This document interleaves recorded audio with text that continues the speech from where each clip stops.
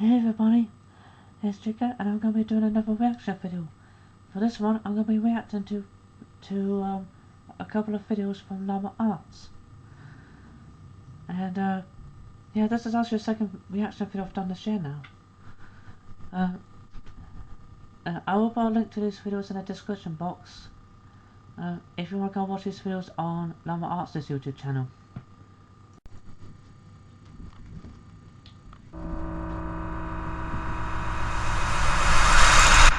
This one is Creepy Unexplained Mysteries Animated. There was once an isolated island off the coast of Scotland where 3 lighthouse keepers lived and were responsible for keeping the building intact.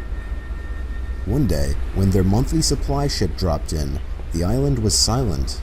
No response from the lighthouse keepers. Eventually, the captain and some crew members went to investigate and found a disturbingly empty lighthouse. 2 of the 3 waterproof coats were missing from their hangars, and the kitchen was left in a state as if people had left in a hurry.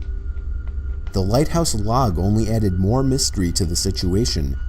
The log described how one of the keepers wouldn't talk, and the other continuously cried for hours.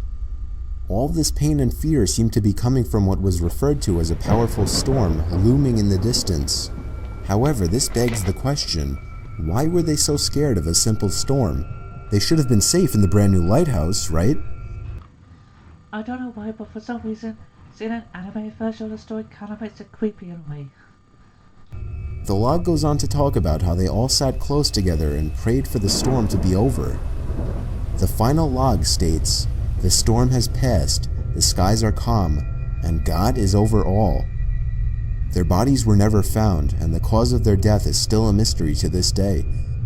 The most accepted theory is that they somehow got swept out to sea during the storm, never to be seen again. But one final detail remains, one that scared the captain and his crew to the bone. The powerful storm described in the log didn't exist. There were no storms reported in the area. In fact, the skies were calm all day. Okay, that's kind of creepy. Okay, now it's time for True Craigslist Horror Stories, number 2 and Red.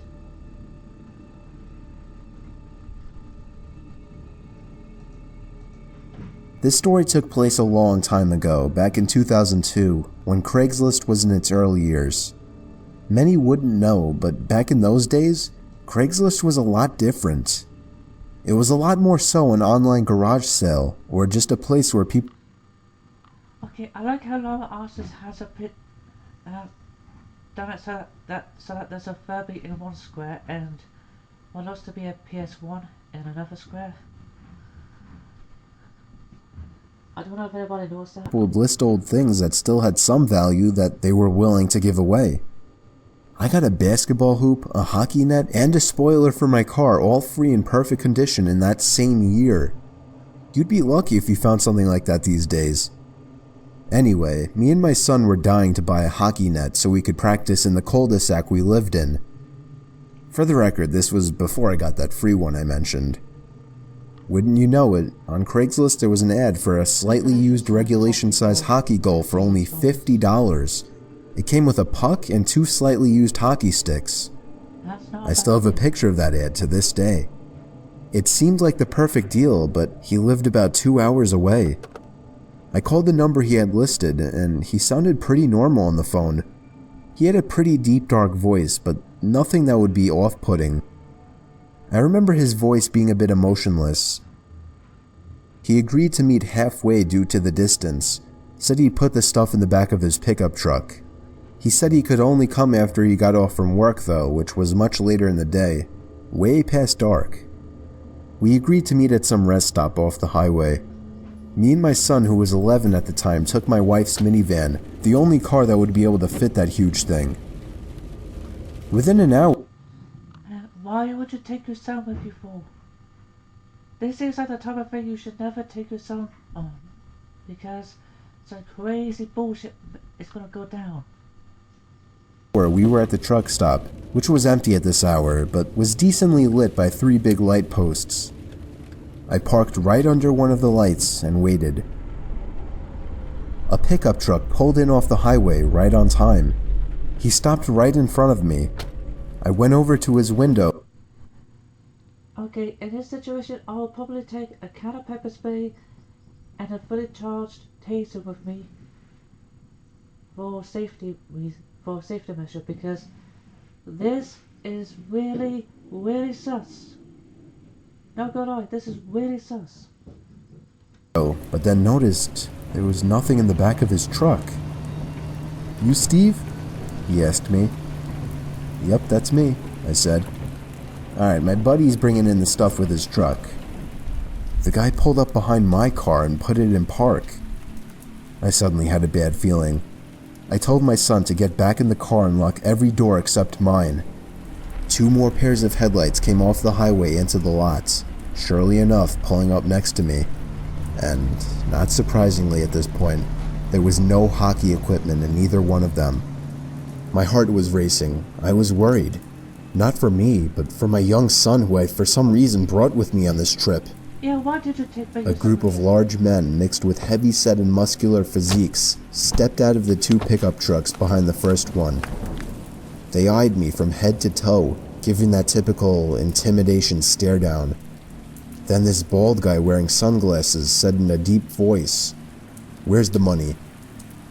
I instantly pulled out my wallet and handed it to him, begging him to just let me and my son go. He pulled out like $100 and was pissed, expecting more. He then sent 2 of his goons or whatever to get my son. At this point I screamed and begged for him not to take him. One of the men broke the glass to the minivan back door, and I vividly remember the disturbing, heartbreaking screams of my young son. What happened next was what I can only explain to be a miracle from God answering my prayers. A car was entering the lot from off the highway. All the men stopped and turned to look at it. As it got closer, my heart literally dropped in excitement as I saw it was a police car. The lights suddenly began to flash as he got close enough to see what was going on. All of the men were back in their trucks within seconds, speeding off down the highway. Well, at least 2 of them. The truck in the back was caught immediately by the police car, and backup arrived shortly. I explained everything to them, and they got the men that were caught to rat out on the others surprisingly quickly. I guess luckily the guys in the back truck weren't That goes to show that there's no honor among thieves. very loyal to whoever their leader was, if they even had any type of leader. Believe it or not, I had a police escort all the way home to make me and my son feel safer. I don't want to get into all the legal stuff, but I'll just say that all of those men except for one was caught, and I'm pretty sure that was the driver of the first pickup truck. Needless to say, my Craigslist days weren't over at that point, but I have always been much more protective of my son, and much more cautious of Craigslist meetings since then. Yeah, this is why you should probably be at a place like McDonald's or something like that. Seriously, this is why you should be up at a place like Craigslist, because if you meet up at Craigslist, you won't have to worry about this sort of bullshit. That's not even a lie. Because if you take your son with you, well, he made a mistake of taking his son with him, because his son could have probably gone killed. And 2, if you're gonna meet up with someone, make sure it's at a public place like McDonald's. So at least that way, this way, so it'll reduce the chances of any shady shit like this going down. Anyway, I hope you enjoyed this video. Please like, comment, subscribe. The links to the original videos are in the description box down below. Until next time, bye bye.